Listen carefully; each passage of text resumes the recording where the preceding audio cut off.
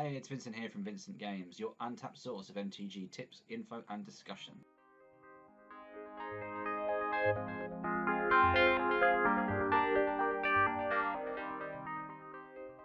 Welcome to another episode of my vlog. If you're new here, then please do consider subscribing so you'll be up to date with all the content that I produce. Alternatively, you can find me on Facebook at Vincent Games MTG.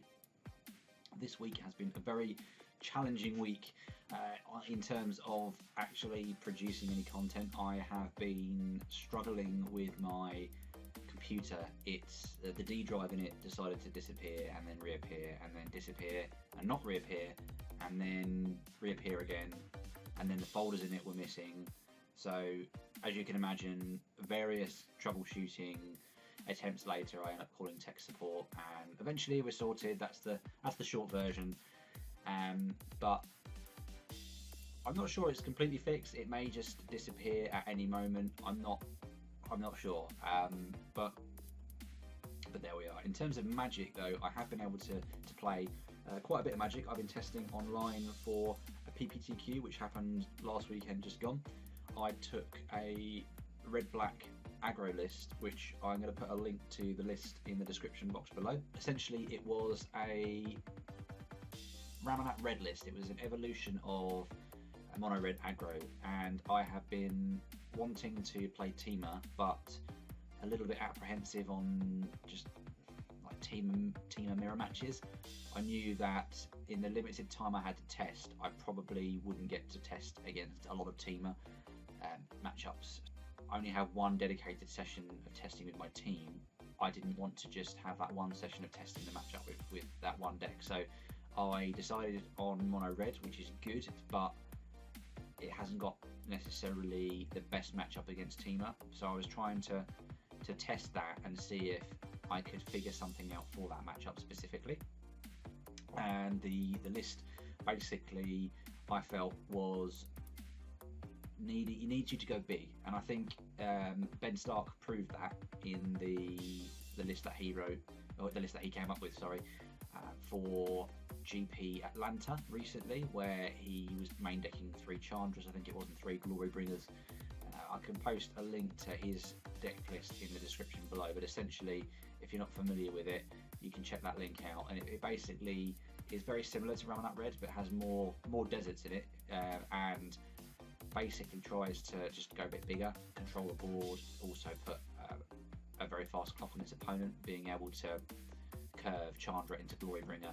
Essentially, I wanted to at least feel like I had a plan if I wasn't actually favoured in the Teamer matchup. So after a few leagues and some matches against Teamer, decided to try and splash black for unlicensed disintegration, and the reason being I felt that Glorybringer and Chandra were great, and this was before I'd seen Ben Stark's list, so I was just trying my own sort of ideas. And obviously Long Tusk cover is a problem because obviously Burn tends to only do 3 damage or 2 damage if you've only got Shock in hand, so I can get out of range very quickly.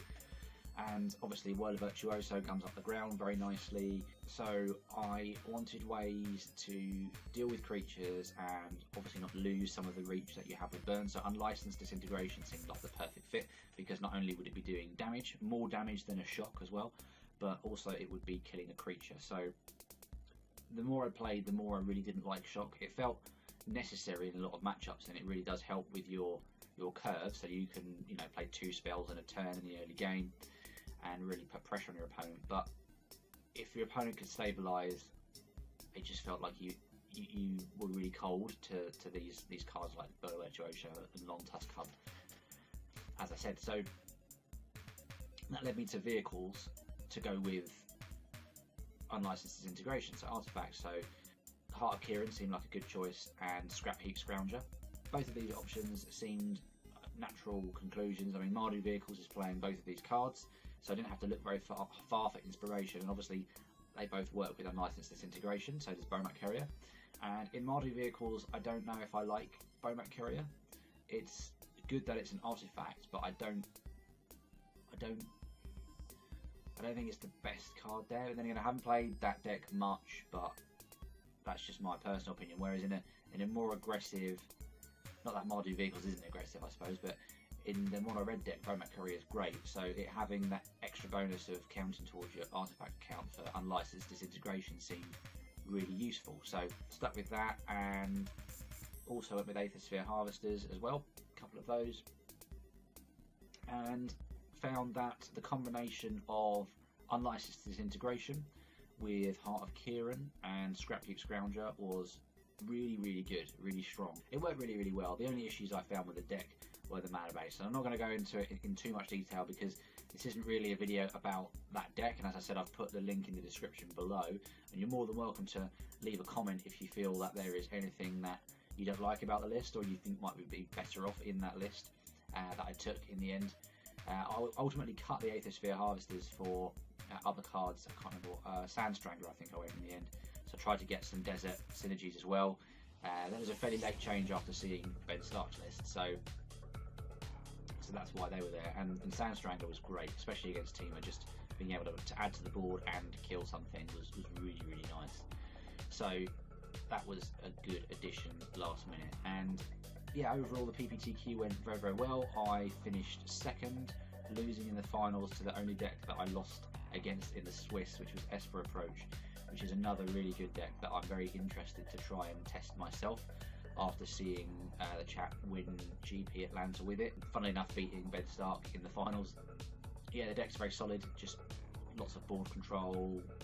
It's essentially a blue-black control deck that splashes white for Approach of the Second Sons, which is a really nice non-interactive win condition where you can just, before your opponents have any counter magic in game ones, you just cast, survive and cast that and win.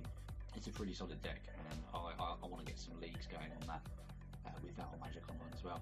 But other than Magic, the only other things that I've been up to really, apart from trying to fix my computer, have been moving into this temporary studio, if you like. This is the spare room that we have, and it's full of, you can see at the back there, the massive boxes of nursery furniture that we've bought. So we're going to be decorating the nursery soon. We've got all the stuff ready to paint it. We're going to paint the walls, not with these brushes though.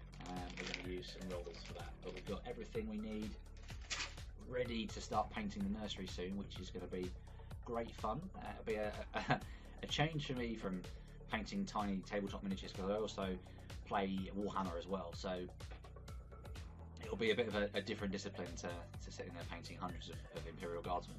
But that's it from Magic for me this week. I have been very busy testing and playing Magic for that Pptq.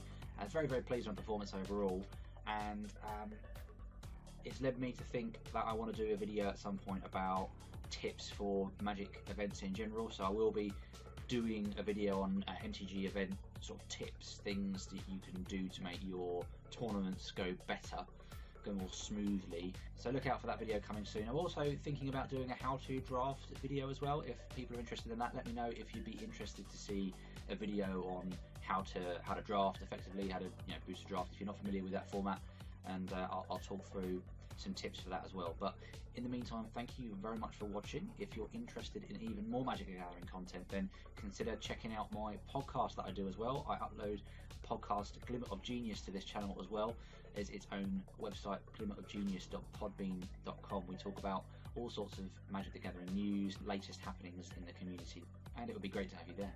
And once again, thank you very much for watching, and stay tuned for more.